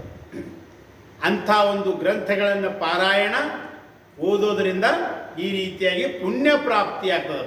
ತೀರ್ಥ ಸ್ಥಾನಗಳ ಪ್ರಯೋಜನ ಏನು? ಪುಣ್ಯ ಪ್ರಾಪ್ತಿ. ನೀವು ರೊಕ್ಕ ಖರ್ಚು ಮಾಡಿಕೊಂಡು ಮಳೆಯಾಗ, ಬಿಸಿಲಾಗ, ಚಳಿಯಾಗ ತೀರ್ಥ ಸ್ಥಾನಗಳನ್ನು ಮಾಡೋದಕ್ಕಿಂತ ಇಂಥ ಗ್ರಂಥಗಳನ್ನು, ಭಗವದ್ಗೀತೆ ಆಗಲಿ, ದೇವಿ ಪುರಾಣ ಆಗಲಿ, ಸಿದ್ಧಾರೂಢರ ಚರಿತ್ರೆ ಆಗಲಿ, ಮಹಾತ್ಮರ ಚರಿತ್ರೆಗಳಾಗಲಿ ಓದೋದ್ರಿಂದ ಏನಾಗ್ತದೆ ಅಂದ್ರೆ ಈ ತೀರ್ಥಯಾತ್ರೆ ಮಾಡಿ ಬಂದಂಥ ಪ್ರಯೋಜನ ನಿನಗೆ ಓದೋದ್ರಿಂದ ಪಾರಾಯಣ ಮಾಡೋದ್ರಿಂದ ನಿನಗೆ ಪ್ರಾಪ್ತಿಯಾಗ್ತವು ಅಂತ. ಆದರೆ ನಾವೇನಂತೀವಿ, ಸೌಡಿಲ್ಲದ ಸಾಹುಕಾರ. ಹೌದು, ಎದ್ರ ಸಾಹುಕಾರ? ರೊಕ್ಕದ ಸಾಹುಕಾರ ಅಲ್ಲ, ಸೌಡಿಲ್ಲದ ಸಾಹುಕಾರ. ನಮಗೆಲ್ಲಿ ಪುರ್ಸತ್ತೆ ಐತ್ರಿ ಕೆಲಸ ಬಗ್ಸಿ ಮಾಡ್ಕೊಂಡು ತಿನ್ನೋರು, ನಮಗೆಲ್ಲಿ ಪುರ್ಸತ್ತೆ ಐತಿ ಅಂತ ನಾವು ಅಂತೀವಲ್ಲ. ಅದಕ್ಕಂದಾಗಿ ಹೇಳ್ತಾರೆ, ನಮ್ಗೆ ಅನೇಕ ಕೆಲಸ ಬಗ್ಸಿ ಅದಾವು, ದೇವಿ ಗ್ರಂಥ ಭಗವದ್ಗೀತಾ ಗ್ರಂಥ ಅವನು ಓದಕ್ಕೆ ನಮಗೆ ಎಲ್ಲಿ ಸಮಯ ಐತಿ ಅಂತ ನಾವು ಹೌದು. ಅಂದ್ರೆ ಅಂಥವ್ರನ್ನು ಕುರಿತು ಹೇಳ್ತಾರೆ ಅವರು, ಓದುವುದು ನಿತ್ಯಾಗದಿರ್ದೊಡೆ ಓದುವುದು ತದಿಗಷ್ಟಮಿಯಲಿ ಮತ್ತೋದುವುದು ನವಮಿಯಲಿ ಚತುರ್ದಶಿ ಪೌರ್ಣಿಮವಶದಿ ಓದುವುದು ಭೃಗಭೌಮವಾರದಲ್ಲೋದುವುದು ನವರಾತ್ರಿಯಲ್ಲಿ ಓದುತ್ತಲೇ ಮಹಾಪುಣ್ಯ ನಿತ್ಯದಲ್ಲೋದಿ ಫಲವಿಹುದು. ಏನು ಹೇಳ್ತಾರ? ಆಯ್ತಪ್ಪ, ನಿನಗೆ ದಿವಸ ಓದೋಕ್ಕಾಗಲಿಲ್ಲ ಅಂದ್ರೆ ಕನ್ಸೆಷನ್ ಕೊಡ್ತಾರೆ. ಹೌದಿಲ್ಲ? ಯಾಕಂದ್ರೆ ಪೂರ್ಣ ದಿವಸ ಎಲ್ಲಿ ಓದೋಕ್ಕಾಗ್ತದೆ ಮರೆ, ನಮ್ಗೆ ಏನಂತಾರೆ ಊಟ ಮಾಡೋಕ್ಕೆ ಪುರ್ಸತ್ತಿಲ್ಲ ಅಂತಾರಲ್ಲ, ಅದಕ್ಕೆ ಹೇಳ್ತಾರ ಓದೋದು ನಿನಗೆ ದಿವಸ ಆಗಲಿಲ್ಲ ಅಂದ್ರೆ ಏನು ಮಾಡಪ್ಪ, ತದಿಗಿ ಅಷ್ಟಮಿ ಅಂದರೆ ತಿಥಿಗಳದ ಇವು. ಆ ತಿಥಿಗಳಲ್ಲಿ ಅಷ್ಟಮಿ ತಿಥಿಗೆ, ತದಿಗಿ ತಿಥಿಗೆ, ಈ ತಿಥಿಗೆ ಆದ್ರೂ ಓದು ಬೇಡ, ಮಂಗಳವಾರ ಓದು, ಚತುರ್ದಶಿಯನ್ನು ಓದು, ಪೂರ್ಣಿಮೆ ಇದೆ, ಅಮಾವಾಸ್ಯೆ, ಹುಣ್ಣಿಮೆ, ಅಮಾವಾಸ್ಯದವಲ್ಲ 15 ದಿವ್ಸಕ್ಕೊಂದು ಬರ್ತಾವು. ನಿನಗೆ ದಿವಸ ಆಗಲಿಲ್ಲ ಅಂದ್ರೆ 15 ದಿವ್ಸಕ್ಕೊಮ್ಮೆ ನಾವು ಓದು, ವಾರಕ್ಕೊಮ್ಮೆ ಸೂಟಿ ಇರ್ತೈತೆ ಅವಾಗ ನಾವು ಓದು, ಅಂತೂ ನೀನು ಓದು ಅಂತ. ಈ ರೀತಿ ಓದೋದ್ರಿಂದ ಏನಾಗ್ತದೆ? ಮಹಾಪುಣ್ಯ. ಮಹಾಪುಣ್ಯ ಅಂತಕ್ಕಂಥದ್ದು ಬರ್ತದೆ. ನೀನು ನಿತ್ಯದಲ್ಲಿ ಇದನ್ನು ಓದು, ಒಟ್ಟು ನಿನಗೆ ಸಮಯ ಸಿಕ್ಕಾಗಾದ್ರೂ ಓದು ಅಂತ ಹೇಳ್ತಾ ಇದ್ದಾರೆ. ಅದಕ್ಕಂದಾಗಿ ಭಗವದ್ಗೀತೆಯಲ್ಲಿ ಇದರ ಬಗ್ಗೆ ಹೇಳ್ತಾರ, ಪಾಠೇ ಅಸಮರ್ಥ ಸಂಪೂರ್ಣೆ ತದರ್ಧಂ ಪಾಠಮಾಚರಿ ತದಾ ಗೋದಾನುಜಂ ಪುಣ್ಯಂ ಲಭತೆ ನಾತ್ರ ಸಂಶಯ ಅಂತೇಳಿ ಗೀತಾ ಮಹಾತ್ಮೆಯಲ್ಲಿ ಹೇಳ್ತಾರೆ. ಆ ಭಗವದ್ಗೀತೆಯನ್ನು ಕೂಡ ನೀನು ಪೂರ ಓದೋಕ್ಕಾಗಲಿಲ್ಲ ಅಂದ್ರೆ, ಪಾಠೇ ಅಸಮರ್ಥ ಸಂಪೂರ್ಣ ನಿನಗೆ ಭಗವದ್ಗೀತೆ ನನಗೆ ಓದಕ್ಕೆ ಆಗೋದಿಲ್ಲಪ್ಪ ಅಂದ್ರೆ ಅರ್ಧ ಓದು, ಅರ್ಧನೂ ಆಗಲ್ಲ ಅಂದ್ರೆ ಅದರೊಳಗೊಂದು ಶ್ಲೋಕ ಓದು. ಈ ರೀತಿಯಾಗಿ ಒಟ್ಟು ನೀನು ಅದನ್ನು ಓದಿದೆ ಅಂದರೂ ಕೂಡ ನಿನಗೇನಾಗ್ತತಿ? ಗೋದಾನಜಂ ಪುಣ್ಯಂ ಲಭತೆ ಮಾತ್ರ ಸಂಶಯ.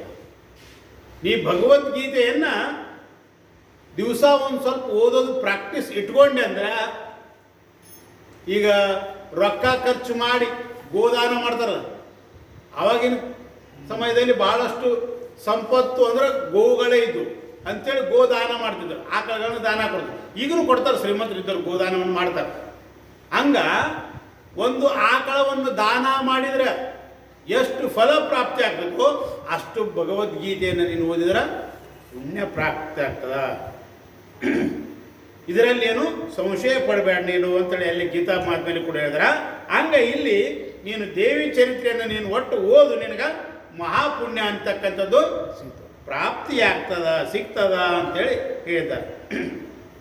ಮತ್ತಲ್ಲಿ ಭಗವದ್ಗೀತೆಯಲ್ಲಿ ಹೇಳ್ತಾರೆ, ನಿನಗೆ 18 ಅಧ್ಯಾಯ ಆಗಲಿಲ್ಲ ಅಂದ್ರೆ ಅರ್ಧ ಓದು ಅಂತಂದ್ರೆ 9 ಅಧ್ಯಾಯಗಳನ್ನು, ಅದೂ ಆಗಾಗಿಲ್ಲ ಅಂತ ಅನ್ನೋದಲ್ಲ.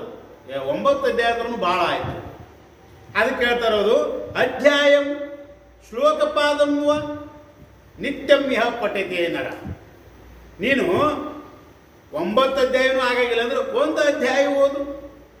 ಒಂದು ಅಧ್ಯಾಯನು ಎಲ್ಲಪ್ಪ, ಅದರ 30-40 ಹಿಂಗೆಲ್ಲ ಶ್ಲೋಕಗಳದಾವು, ಅದು ಭಾಳ ಆಗ್ತದೆ. ಅಂದ್ರೆ ಏನಂತ ಶ್ಲೋಕಂ ಪಾದಂ, ಒಂದು ಶ್ಲೋಕದ ಒಂದು ಪಾದ, 2-4 ಸಾಲಿಂದ ಒಂದು ಪದ್ಯ ಐತಂದ್ರೆ ಅದ್ರಾಗ 2 ಸಾಲು 2 ಲೈನ್ ಓದು, 2 ಲೈನ್ ಐತಂದ್ರೆ 1 ಲೈನನ್ನು ಓದು. ಒಟ್ಟು ನೀನು ಓದು. ಈ ರೀತಿಯಾಗಿ ಹೋದ್ರೆ ಏನಾಗ್ತದೆ ಅಂದ್ರೆ, ಸಯಾತಿ ನರತಾಂ ಯಾವತ್ ಮನ್ವಂತರಂ ವಸುಂಧರಿ. ಅವನು ಆ ಪುಣ್ಯ ಪ್ರಾಪ್ತಿಯಿಂದ ಅವನು ದೇವಲೋಕವನ್ನು ಪ್ರಾಪ್ತಿ ಆಗ್ತದೆ ಅವನಿಗೆ. ಈ ರೀತಿಯಾಗಿ ನೀನು ಒಟ್ಟ ಓದು ಅಂತ ಹೇಳ್ತಾ ಇದ್ದಾರೆ. ಆಮೇಲೆ ಇಲ್ಲಿ ದೇವಿ ಚರಿತ್ರೆಯಲ್ಲಿ ಹೇಳ್ತಾರೆ, ಇಲ್ಲಿ ಹಂಗೆ ಓದಬೇಕು. ಮೊದಲವರು ಒಟ್ಟು ನೀನು ನಿತ್ಯದಲ್ಲಿ ದೇವಿ ಪಾರಾಯಣ ಮಾಡು ಅಂದರು. ಎಷ್ಟು ಓದ್ಬೇಕೇನು ಆಗಾಗಿಲ್ಲಪ್ಪ ಅಂದ್ರೆ ಅವ್ರು ಹೇಳ್ತಾರ, ಒಂದೆರಡು ಅಧ್ಯಾಯ ಓದಿದಳಂತೂ ಪುಣ್ಯವು ದೊರಕುತ್ತಿಹುದು, ಒಂದೆರಡು ನಾಲ್ಕಾಗೆ ದೇವಿಯ ಕರುಣೆ ಬಹಳಿಯುವುದು. ಇಂದು ಕೇಳಿರಿ ಜನರು ಈ ಅಪ್ಪಂದೆ ನಿತ್ಯದ ಓದಿಕೊಳ್ಳಿರಿ, ಸಂದೇಹ ತಾನಿಲ್ಲ ಗುರು ಚಿದಾನಂದ ದಯವಿಹುದು. ಅವ್ರೇನು ಹೇಳ್ತಾರಂದ್ರೆ, ಚಿದಾನಂದ ಅವಧೂತರು ನಿನಗೆ ಒಂದು ಅಧ್ಯಾಯ ಓದು, ಎರಡು ಅಧ್ಯಾಯ ಓದು, ಈ ರೀತಿಯಾಗಿ ಒಟ್ಟು ನೀನು ಓದಿದೇನೋ ಪುಣ್ಯ ದೊರಕ್ತದೆ ನಿನಗ. ಯಾಕಂತಂದ್ರೆ ಇವೆಲ್ಲ ಏನಂದ್ರೆ ಪಾಪ ನಾಶ ಮಾಡಿ ಪುಣ್ಯವನ್ನು ಉಂಟು ಮಾಡ್ತಕ್ಕಂಥ ಕ್ರಿಯೆಗಳು ಇವೆಲ್ಲ. ಈಗ ದಾನ ಮಾಡೋದಾಗಿರ್ಬೋದು, ಭಗವಂತನ ನಾಮಸ್ಮರಣೆ ಮಾಡೋದಾಗಿರ್ಬೋದು, ಗ್ರಂಥ ಪಾರಾಯಣ ಮಾಡೋದಾಗಿರ್ಬೋದು, ಇವೆಲ್ಲ ಏನಂದ್ರೆ ಪುಣ್ಯ ಪ್ರಾಪ್ತಿಯ ಒಂದು ಸಾಧನೆಗಳದವು. ಇವುಗಳನ್ನು ನೀನು ಮಾಡು, ಕೊನೆಗೆ ನಿನಗೆ ದೇವಿಯ ಒಂದು ಕರುಣೆ ಅಂತಕ್ಕಂಥದ್ದು, ಕೃಪೆ ಅಂತಕ್ಕಂಥದ್ದು ನಿನಗೆ ಹಾಗೇ ಆಗ್ತದ. ಈ ರೀತಿಯಾಗಿ ಈ ಅಪ್ಪಂದು ನಿತ್ಯದಲ್ಲಿ ಓದಿಕೊಳ್ಳಿರಿ. ಒಟ್ಟು ನಿನಗೆ ಎಷ್ಟಾಗ್ತದೆ ಅಷ್ಟು ನಿತ್ಯ ಪ್ರತಿದಿನ ಬಿಡಲಾರ್ದೆ ನೀನು ಇದನ್ನು ಓದು ಅಂತೇಳಿ ಹೇಳಿದ್ದಾರೆ. ಆದ್ದರಿಂದ ನಾವೇನು ಮಾಡ್ಬೇಕಂದ್ರೆ ದೇವಿಯ ಚರಿತ್ರೆ, ಭಗವದ್ಗೀತಾ, ಮಹಾತ್ಮರ ಚರಿತ್ರೆಗಳನ್ನು ನಾವು ಓದಬೇಕು. ಬ್ರಹ್ಮ ಹರಿ ರುದ್ರಾದಿಗಳು ಪರಬ್ರಹ್ಮ ಸಾಕ್ಷಾತ್ಕಾರವೆನಿಸುವ ನಿರ್ಮಳದ ದೇವಿಯನ್ನು ಭಜಿಸಿದರೇಕ ಚಿತ್ತದಲ್ಲಿ. 1ನೇ ಅಧ್ಯಾಯ. ಸೂತ ಪೌರಾಣಿಕಗೆ ಬಹುವಿಖ್ಯಾತ ಶೌನಕರಗಳು ಸಂಪ್ರೀತಿ ಪಾವನ ಕಥೆಯ ಹೇಳೆಂದೆನಲು ನಸುನಗುತ್ತಾ ಓತು ಹೇಳಿದ ನಾಗ ಹರುಷದ ಸೇತಿನಿಂದಲೇ ದೇವಿ ಚರಿತವ ಭೂತಳ ಕರಿದಾಗಿ ಪಾರ್ವತಿ ದೇವಿ ಮಹಿಮೆಯನು. ಇಲ್ಲಿ ಭಗವದ್ಗೀತೆ ಐತಲ್ಲ, ಭಗವದ್ಗೀತೆಯನ್ನು ಯಾರು ಹೇಳಿದ್ರು, ಯಾರಿಗೆ ಹೇಳಿದ್ರು ಅಂದ್ರೆ ಭಗವದ್ಗೀತೆಯನ್ನ ಶ್ರೀಕೃಷ್ಣ ಪರಮಾತ್ಮ ಅರ್ಜುನನನ್ನ ನಿಮಿತ್ತ ಮಾಡಿಕೊಂಡು ಲೋಕದ ಜನರಿಗೆಲ್ಲ ಹೇಳಿದ್ರು. ಅರ್ಜುನಿಗೆ ಅಷ್ಟೇ ಹೇಳಿಲ್ಲ, ಭಗವದ್ಗೀತೆಯನ್ನ ಅರ್ಜುನಿಗೆ ಹೇಳ್ಬಿಡು ನಮ್ಗೇನು ಹೇಳಿಲ್ಲ ತಿಂಗಲ್ಲ, ಅದು ನಮ್ಮ ಜೀವನದಲ್ಲಿ ಕೂಡ ಅಳವಡಿಸ್ಕೊಳ್ಬೇಕು. ಅರ್ಜುನನನ್ನ ನಿಮಿತ್ತ ಮಾಡಿಕೊಂಡು ನಮ್ಮೆಲ್ಲರಿಗೆ ಲೋಕದ ಜನರಿಗೆಲ್ಲ ಅದು ಉಪದೇಶ ಐತಿ ಭಗವದ್ಗೀತೆ. ಹಂಗ ಈ ಒಂದು ದೇವಿಯ ಚರಿತ್ರೆಯನ್ನು ಯಾರು ಯಾರಿಗೆ ಹೇಳಿದರು? ಹೌದು, ಯಾರು ಯಾರಿಗೆ ಹೇಳಿದ್ರು ಅಂದ್ರೆ ಹೇಳ್ತಾರ, ಆ ಪ್ರಸಿದ್ಧವಾದಂಥ ನೈಮಿಷಾರಣ್ಯದಲ್ಲಿ ವಾಸಿಸ್ತಕ್ಕಂಥ ಶೌನಕರೆಂಬ ಋಷಿಗಳು ಪರಮ ಪವಿತ್ರ ಹಾಗೂ ಪರಮ ಪ್ರಿಯರಾದಂಥ ಒಂದು ಕಥೆಯನ್ನು ಹೇಳ್ರಿ ಅಂತೇಳಿ ಸೂತ ಪೌರಾಣಿಕರನ್ನು ಕುರಿತು ಕೇಳ್ತಾರೆ. ಆವಾಗ ಸೂತ ಪೌರಾಣಿಕರು ಈ ಜಗತ್ತಿನ ಜನರಿಗೆ ಆಶ್ಚರ್ಯಕರವಾಗುವಂಥ ಮಹಿಮೆ ಉಳ್ಳಂಥ ದೇವಿಯ ಚರಿತ್ರೆಯನ್ನಿಲ್ಲಿ ಹೇಳಿದ್ದಾರೆ ಅಂತ. ಅಂದರೆ ಸೂತ ಪೌರಾಣಿಕರು ಶೌನಕಾದಿ ಋಷಿಗಳಿಗೆ ಇದನ್ನು ಹೇಳಿದ್ದಾರೆ ಅಂತ. ದೇವಿ ಪುರಾಣವನ್ನು ಅವರನ್ನು ನಿಮಿತ್ತ ಮಾಡಿಕೊಂಡು ಲೋಕದ ಜನರಿಗೆ ಇದು ಉಪದೇಶ ಐತಿ. ಕೇಳಿರೈ ಶವನಕರ ಶಿವನೇ ಹೇಳಿ ಹನು ನಂದೀಶೆಗೆಯು ಅದ ಹೇಳುವೆನು ನಿಮಗೀಗ ಕರ್ಣಾಮೃತವದಾಗಿಹುದು. ಹೇಳಿ ಕೇಳುವರಿಂಗೆ ಮುಕ್ತಿಯು ಬಾಳ ಹೌದು ಸಂಪತ್ತು ಸಂತತಿ ಆಲಯದಲ್ಲ ಓದಿದನು ನಿಮಗೆಯು ಹೇಳುವೆ ಕೇಳೆಂದ. ಇಲ್ಲಿ ಈ ಒಂದು ನಿಮಗೇನು ಒಂದು ಪವಿತ್ರವಾಗಿರ್ತಕ್ಕಂಥ ಕಥೆಯನ್ನು ಹೇಳ್ರಿ ಅಂದ ಕೂಡಲೇ ಸೂತ ಪೌರಾಣಿಕರು ಶೌನಕಾದಿ ಋಷಿಗಳಿಗೇನು ಹೇಳಿದ್ರಲ್ಲ, ಅವರು ಏನು ಹೇಳ್ತಾರಂದ್ರೆ, ನಾವು ಸ್ವಂತದ್ದು ಅಲ್ಲಪ್ಪ ಇದು, ನಾವೇ ನಿಮ್ಗೆ ಹೇಳಕತ್ತೀವಿ ಈ ದೇವಿಯ ಮಹಿಮೆಯನ್ನು, ಇದು ನಾವು ಸ್ವಂತದ್ದಲ್ಲ. ಮತ್ತೇನು, ಪೂರ್ವದಲ್ಲಿ ಶಿವನು ನಂದೀಶ್ವರನನ್ನು ಕುರಿತು ಹೇಳಿರ್ತಕ್ಕಂಥ, ಇದು ಕೇಳಲಿಕ್ಕೆ ಆನಂದವನ್ನು ಉಂಟು ಮಾಡತಕ್ಕಂಥ ಈ ದೇವಿಯ ಚರಿತ್ರೆಯನ್ನು ಶಿವನು ನಂದೀಶ್ವರನಿಗೆ ಹೇಳಿದ್ದ, ಅದನ್ನೇ ನಾವು ನಿಮಗೀಗ ಹೇಳಕತ್ತೀವಿ ಅಂತ ಹೇಳ್ತಾರೆ. ಇದನ್ನು ನೀವು ಕೇಳಿದ್ರೆ ಏನಾಗ್ತತಿ ಪ್ರಯೋಜನ ಅಂದ್ರೆ, ಹೇಳುವವರಿಗೂ ಮತ್ತು ಕೇಳುವವರಿಗೂ ಏನಾಗ್ತದ, ಮನೆಯಲ್ಲಿ ಸಂತತಿ ಸಂಪತ್ತು ಎಲ್ಲವೂ ನಿಮ್ಗೆ ಪ್ರಾಪ್ತಿಯಾಗ್ತದ. ಈ ಚರಿತ್ರೆಯನ್ನು ನೀವು ಸ್ಮರಣೆ ಮಾಡ್ರಿ, ಪಠನ ಮಾಡ್ರಿ ಅಂತೇಳಿ ಇಲ್ಲಿ ಹೇಳಿದ್ದಾರೆ ಅಂತ. ಕೊನೆಗೆ ಭಗವದ್ಗೀತೆಯಲ್ಲಿ ಪರಮಾತ್ಮನು ಹೇಳ್ತಾನೆ, ಈ ಭಗವದ್ಗೀತೆ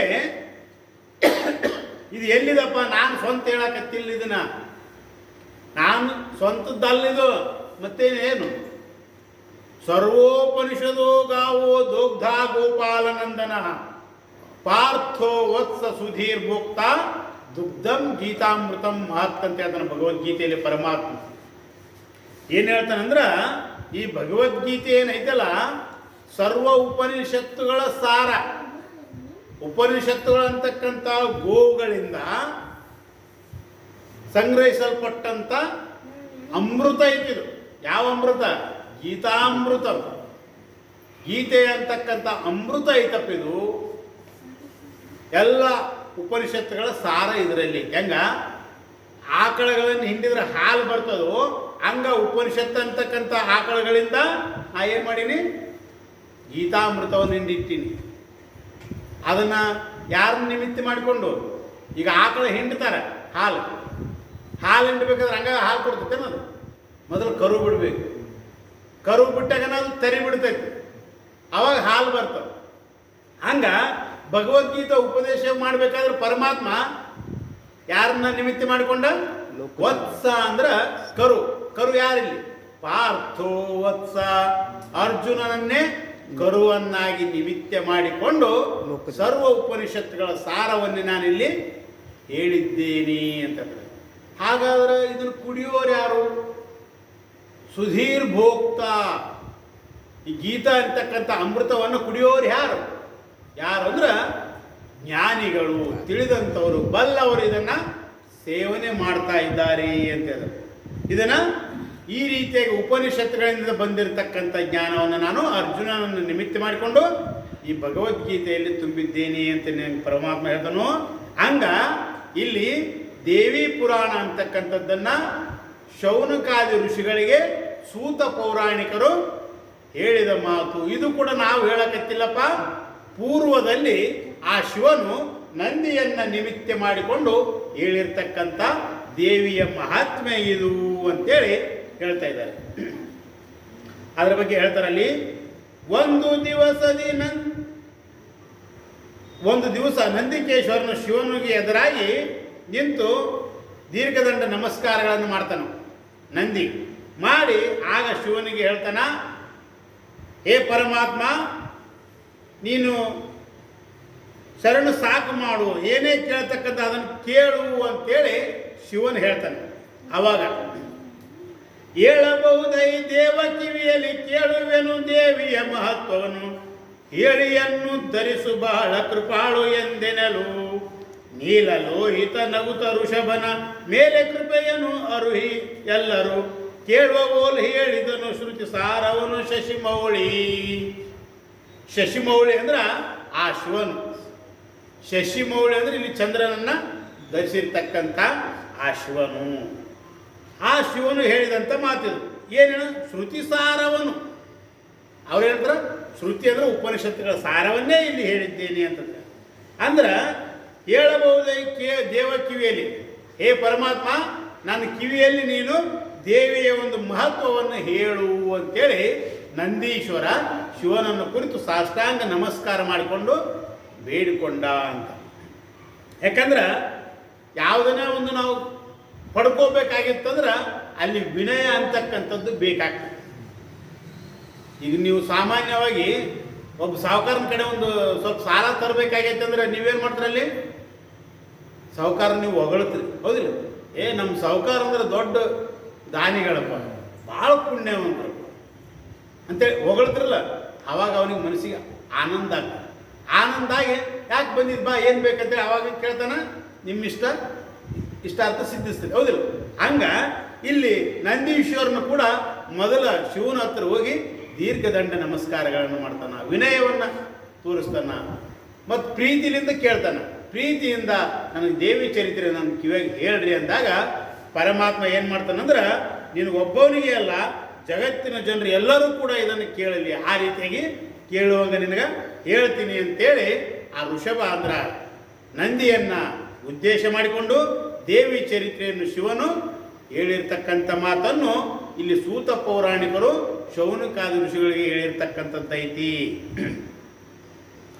ಋಷಭ ಕೇಳೈ ಅಗ್ನಿಯೊಳಗುರಿ ಹೊಗೆ ಪಸರಿಸಿದಂತೆರನಂತೆ ಬ್ರಹ್ಮದಿ ವಿಸುಕಿದವು ಚಿಚ್ಚಕ್ತಿ ಮಾಯಗಳೆರಡು ತೋರುತ್ತಲಿ ವಿಷಮ ಹೊಗೆಯದು ಮಾಯ ಉರಿಯದು ಅಸಮ ಚಿಚ್ಚಕ್ತದು ಶುದ್ಧವು ಎಸೆಯು ತಿಂತ್ಯೋ ಯೋ ಸಕಲೆ ಕಲ್ಲನಾದಿ ಕೇಳೆಂದ. ಇಲ್ಲಿ 6 ಅನಾದಿ ವಸ್ತುಗಳನ್ನು ಇಲ್ಲಿ ಹೇಳ್ತಾರೆ. ಅಂದ್ರೆ ಶಾಸ್ತ್ರದಲ್ಲಿ ಹೇಳಿರ್ತಕ್ಕಂಥ 6 ಅನಾದಿ ವಸ್ತುಗಳದಾವು.